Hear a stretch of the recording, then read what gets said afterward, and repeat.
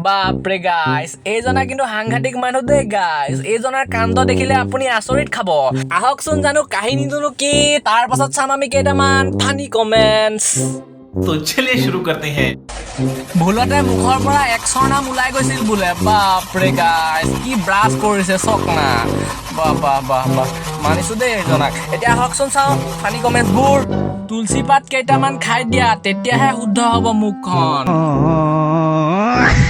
অ বোলো নাম কীৰ্তন এভাগ বহাই দিব নহলে লাইভটো খেলি মেলি হোৱাৰ সম্ভাৱনা আছে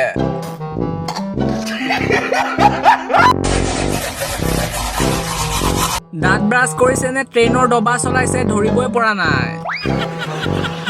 এইজনা মহান ব্যক্তি আকৌ ক'ৰ পৰা টপকিল পৰাচিত হ'ব লাগিব